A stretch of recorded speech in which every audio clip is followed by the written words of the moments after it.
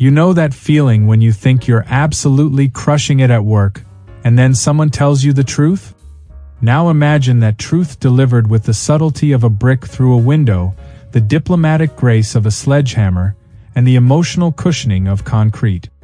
Welcome to Germany, where directness is valued as efficient, sincere, and respectful, and where the American need for positive reinforcement goes to die a swift, merciless death. I work at a Berlin startup, and last week I watched an American marketing director present what he clearly thought was his magnum opus. 43 slides of gradient backgrounds and inspirational quote. His German colleague provided direct, critical feedback right after the presentation, stating simply that the strategy lacked concrete metrics, the timeline was unrealistic, and the budget assumptions were wishful thinking. The American's face went through more emotional stages than a Wagner opera. He later asked me privately if the German colleague hated him. I had to explain that no, that was just a Tuesday in Germany. Germans separate the person from the issue, but Americans take feedback as a personal attack wrapped in a professional suggestion. What makes this collision particularly spectacular is that Americans think they're direct. They pride themselves on their straightforward communication.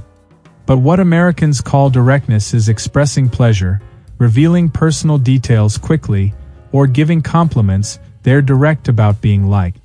Germans are direct about truth. These are not the same thing. Americans will say, "That's really interesting, but have you considered?" while internally screaming. Germans will say, "This won't work," and consider their job complete. The American walks away thinking they had a brainstorming session. The German walks away thinking they solved a problem. A colleague from Chicago tried to give her German boss what she called constructive feedback about his management style. She started with 3 compliments, mentioned one tiny area for improvement buried in diplomatic language, then ended with 2 more compliments. Her boss only remembered the lack of negative feedback as an indicator things were going well. 2 weeks later, he was genuinely confused when she submitted a transfer request. In his mind, she'd told him everything was great. In her mind, she'd practically written a resignation letter in code. He asked what went wrong. She said she'd been clear. He said she'd been American. Americans have this beautiful tradition called the feedback sandwich: positive comment, criticism, positive comment. It's like hiding vegetables in a child's dessert. Germans see this and think you're having a stroke mid-sentence. Germans search desperately for a negative, with the only indicator a student has done well being the lack of negative feedback. Meanwhile, Americans are desperately searching for positives to pad out any criticism like they're trying to reach a word count. I watched an American project manager attempt this sandwich technique with a German engineer. "Your code is really clean, but there are some structural issues we might want to revisit, though your documentation is excellent." The German responded, "Which structural issues?" The American tried to soften it more. "Well, nothing major, just some places where we could potentially improve efficiency." The German, now visibly annoyed, "Is there a problem or not?" The American, sweating, "I mean, if we're being totally honest." The German, "When were we not being honest?" The American later complained that the German was hostile. The German told me privately he thought the American was playing mind games. Germans appreciate their feedback culture for its openness and honesty, seeing criticism as a constructive means of improvement, not a personal attack. Americans see it as the workplace equivalent of being slapped while someone explains they're helping you. An American designer I know received feedback from her German creative director that her latest campaign was uninspired, derivative, and confused about its target audience. No preamble. No context. "No, I appreciate your effort, but..." Just 6 words of pure, distilled assessment. She went home early, convinced she was being fired. The next day, the creative director asked her cheerfully when she'd have the revisions ready. She asked if she should start looking for a new job. He was genuinely baffled. He'd just been giving her normal feedback. In German education, often the only indicator a student has done well is the lack of negative feedback, so to him, he was being professionally thorough. The reverse is equally painful. A German analyst presented quarterly numbers to an American CEO who responded, "This is fantastic work. Really impressive. You should be proud." The German asked what needed improvement. The CEO, slightly confused, "Nothing, it's great." The German, now suspicious, "But what specifically worked well?" The CEO, "All of it. Keep it up." The German later told me he was certain he was about to be fired because the American refused to give him any useful feedback. He spent a week assuming the excessive positivity was how Americans prepare you for termination. Americans are generally more outer-directed, guided less by inner values than by the opinion of others, making social acceptance primordial. Germans operate on a completely different frequency.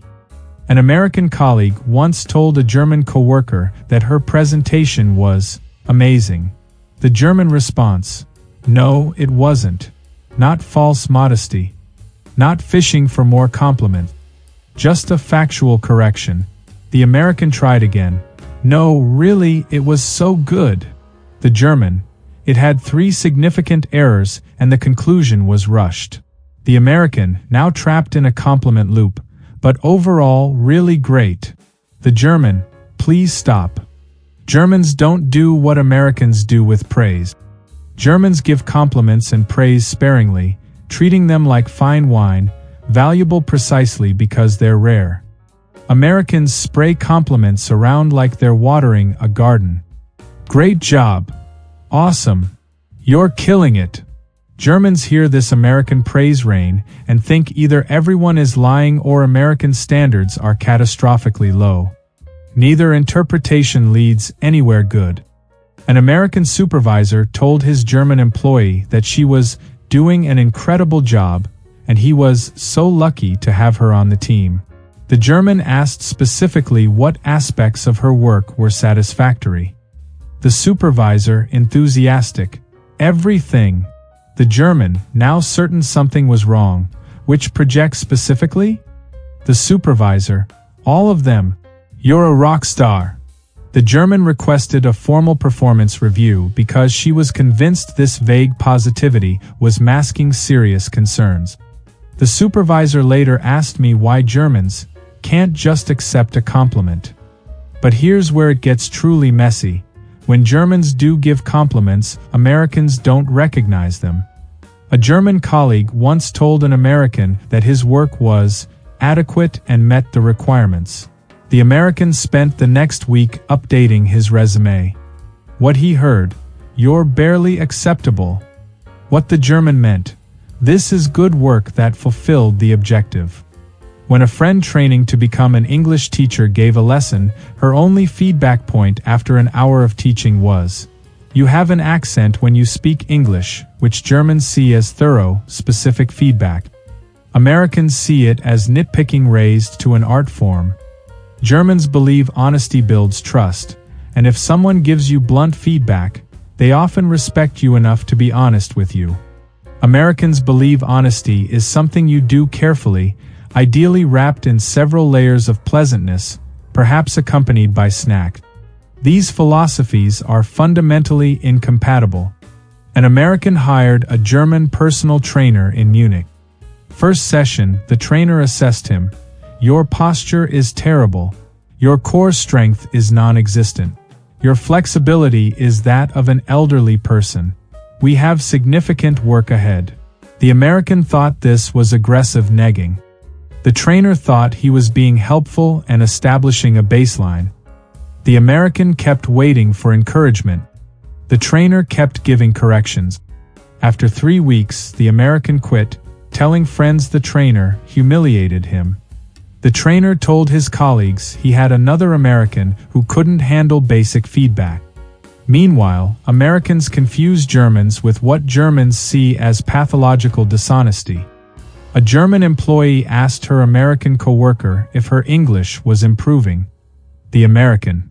Oh my God, yes, it's amazing, you sound almost native. The German, later checking with others. My English is not almost native. Why did she lie? She wasn't lying by American standards, she was being encouraging.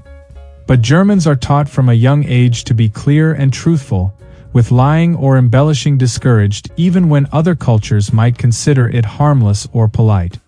A particularly brutal example. An American asked his German colleague if his new glasses looked good. The German, no. The frames are too large for your face shape. The American, but do you like them overall? The German, I just told you they don't suit you. The American, right, but if you had to choose.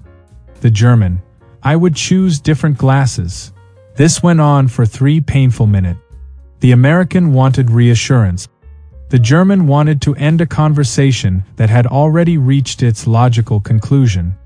Germans put truth and directness before diplomacy, believing that the fact is the important issue and that personal emotions should not deflect truth from being spoken. Written communication somehow makes everything worse. Americans have this thing where they write emails like they're defusing bombs, carefully, with lots of padding, multiple escape routes.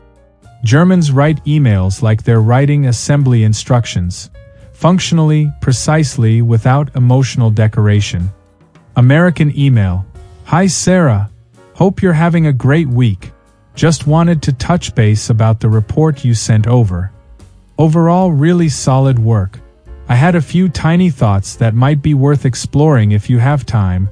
Absolutely no pressure though. Would love to hear your thoughts when you get a chance. No rush at all. Thanks so much. German email. The report has errors in sections 3 and 7. Deadline is Friday. Americans think the German email is furious. Germans think the American email is suspicious. Why so many words if the message is simple? German workplace communication is direct, factual, and to the point, without unnecessary formalities. Americans see those unnecessary formalities as necessary lubrication for professional relationship. An American sent a German colleague an email with the phrase, "I hope this email finds you well." The German responded to only the business content, ignoring the greeting entirely. The American was offended by the coldness. The German was confused about why someone would hope about an email's ability to locate him in a state of wellness. Neither one understood what the other found strange. Then there's the meeting follow-up disaster. American, thanks again for taking the time today. So great to connect. Really loved your insights. Let's definitely circle back on this soon. Looking forward to continuing this conversation. German, attached, action items. The American thinks the German is being hostile. The German thinks the American forgot why they had the meeting. Annual performance reviews are where American ego and German directness meet in a cage match with no survivors. Americans prepare for reviews like they're preparing for a compliment festival. Germans prepare for reviews like they're preparing to fix a machine. An American employee went into her review expecting the standard format she'd experienced in the US. Mostly positive, one area for growth, overall encouraging tone. Her German manager opened with a list of 12 specific things she needed to improve. No warm-up, no context setting. No, you've done great, but just a numbered list of deficiencies. She later told me she spent the first 10 minutes waiting for him to say he was kidding. He never did. The only time negative criticism feels abrasive is when it joins with another German trait, unsolicited feedback. The opposite scenario is equally painful. A German employee received glowing reviews from her American manager for 2 years. Excellent ratings, constant praise, regular bonuses. Then she was laid off in a restructuring. She was shocked, she'd thought everything was perfect. Her American manager had been softening criticism so thoroughly that she had no idea she'd been underperforming in several areas. He thought he was being kind. She thought he was being dishonest. Germans approach feedback that is direct and specific, often focusing on areas for improvement, while Americans typically sandwich feedback between positive comments, emphasizing encouragement. One American manager tried to blend styles when reviewing his German team. He gave each person a praise section and a growth opportunities section. The Germans ignored the praise section entirely and only discussed the growth opportunities. He asked why they weren't acknowledging the positive feedback. One German responded, "That is functioning correctly. Why would we discuss it?" He realized he'd structured the review to make Americans feel good, but Germans just wanted the information about what needed fixing. The phrase, "just being honest," means completely different things. When an American says it, it means, "I'm about to say something I normally wouldn't, so brace yourself." When a German says it, it means, "Why are you acting like this is unusual?" A German told an American colleague that her new haircut made her face look wider. Just a statement of geometric fact. The American was devastated. The German was confused about the devastation. She'd asked for an opinion. He'd given one. Sugarcoating can be perceived as manipulative or insincere by Germans. In his cultural framework, lying about someone's haircut would have been rude. In her cultural framework, telling the truth about someone's haircut was rude. Both thought the other was the problem. An American brought homemade cookies to the office. A German colleague tried one and said, "This recipe needs more salt and the texture is too dense." The American's internal monologue, "I slaved over these, brought them to be nice, and this monster just criticized them." The German's internal monologue, "She bakes regularly. This feedback will help her improve. I am being a good colleague." The American never baked for the office again. The German never understood why. This honesty gap creates spectacular misunderstandings in social situations. An American invited German colleagues to his apartment for dinner. They arrived precisely on time, because German punctuality isn't fashionable lateness, it's a moral imperative. One German looked around and commented that the furniture arrangement was inefficient and blocked the natural light flow. The American host thought this was incredibly rude.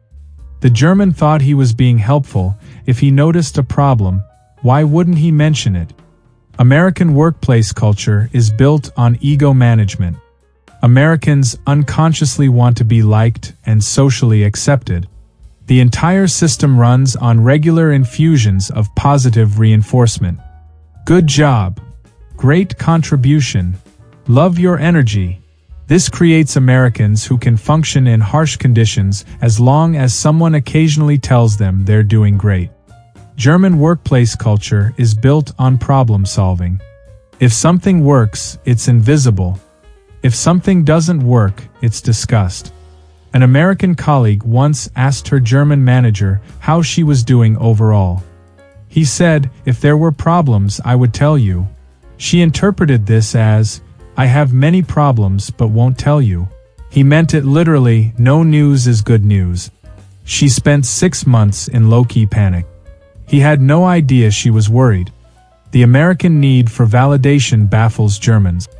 An American employee asked his German supervisor almost daily, "How am I doing?" The supervisor finally responded, "I don't understand the question. You have your responsibilities. You either fulfill them or you don't. I will inform you if you don't." The American felt unsupported. The German felt pestered. Germans value honesty and clarity, even if it means being blunt. But here's the American nuclear option, taking everything personally. Germans can criticize your work without any emotional connection to you as a human. Americans cannot separate these things.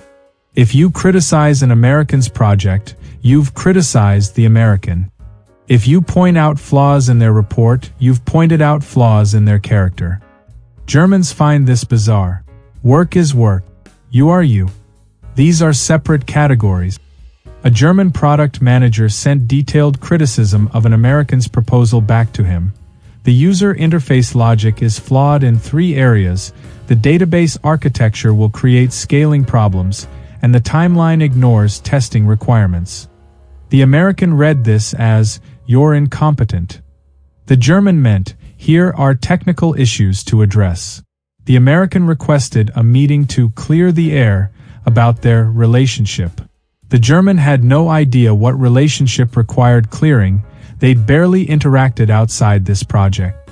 Americans project confidence as a professional strategy. Even when uncertain, they present with assurance. This is seen as leadership quality. Germans view unearned confidence as either delusional or manipulative.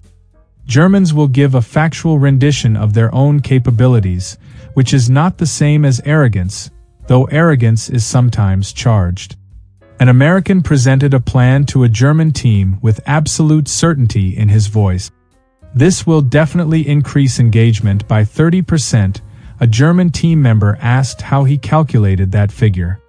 "It's based on similar campaigns," he said confidently. "Which campaigns specifically?" "Industry standards." "Which industry standards?" "General best practices." "Can you cite the specific sources?" The American had been using confidence as a placeholder for data. The Germans interpreted this as either incompetence or dishonesty. Neither interpretation helped his credibility. Meanwhile, Germans stating their actual competence level gets them nowhere with Americans. A German applied for a senior position and in the interview accurately described her experience. "I have strong skills in areas A and B, adequate skills in area C, and limited experience with area D but capacity to learn." The American interviewers saw this honest assessment as lack of confidence. They hired someone who said, "I'm excellent at all of it, despite less experience." The German later learned this and was confused. She'd been accurately representing her abilities. Why was exaggeration rewarded? So what happens when these two communication cultures collide in the same workplace? Mostly confusion, some tears, occasional international incidents, and a lot of people thinking they're surrounded by either aggressive maniacs or manipulative liars. Americans in Germany need to understand, when a German gives you criticism, they're giving you information, not attacking your soul.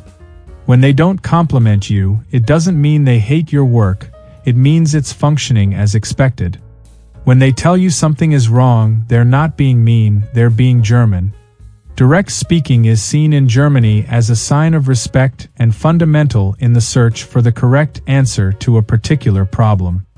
Germans working with Americans need to understand. Americans need emotional context around criticism or they'll interpret it as hostility. They need to hear what's working, not just what's broken. They process "good job" not as meaningless noise but as necessary fuel. When they ask, "How am I doing?" they're not asking for a literal operational status, they're asking for reassurance that they're valued. But honestly, the best survival strategy might be appreciating the dark comedy of it all. Watching an American try to soften feedback so much that the German thinks they're saying the opposite of what they mean. Watching a German give such blunt assessment that the American thinks they're in a performance improvement plan when really they just got a normal Tuesday. It's beautiful in its dysfunction. A German colleague once told me my article draft was confused, repetitive, and unclear about its thesis. I initially heard, "You're a bad writer." What he meant was, "Here are 3 specific things to fix." Once I fixed them, he said, "Better." Not "great job" or "much improved," just better. And somehow, because I'd learned to hear German directness as information rather than judgment, that one word felt more genuine than 1,000 American amazings. The real lesson isn't that one culture is better, it's that both are absolutely terrible at communicating with each other, and neither side realizes how badly they're failing. Americans think they're being professional and Germans are being harsh. Germans think they're being professional and Americans are being dishonest. Both are wrong, both are right, and both are going to keep accidentally insulting each other while thinking they're being perfectly reasonable. An American manager recently told me she finally understood German communication after 3 years in Berlin. They say what they mean. That's it. There's no hidden message. If they thought I was doing badly, they'd tell me I was doing badly. If they don't tell me, I'm doing fine. It took me 3 years to realize this was easier than American communication, where everyone is speaking in code and you're supposed to guess what they really mean. A German engineer told me he finally understood American communication after 4 years in California. They need to be told they're doing well even when they're doing well. It's not fishing for compliments, it's how they process feedback. If I just point out errors, they think everything is errors. I have to tell them what's working so they know the errors are exceptions, not the rule. Maybe we're all learning. Maybe we're all still completely confused. Maybe that's the point. Because nothing quite captures the absurdity of modern workplace culture, like watching grown professionals from two supposedly similar Western cultures completely fail to communicate while both thinking they're being perfectly clear. The Americans walk away thinking Germans are brutal. The Germans walk away thinking Americans are fake. Both go home and complain about the other. And somewhere, a cross-cultural consultant gets another client. The beautiful irony? Americans pride themselves on their directness compared to many other cultures. Germans pride themselves on their efficiency. Both think they're the reasonable ones. Neither has any idea how the other actually experiences them.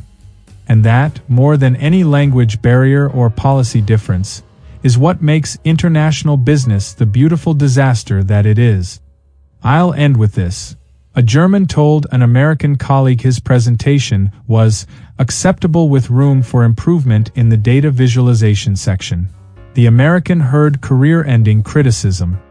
The German meant it was pretty good with one area to refine. The American spent the weekend rewriting everything. The German was surprised on Monday by an entirely new presentation.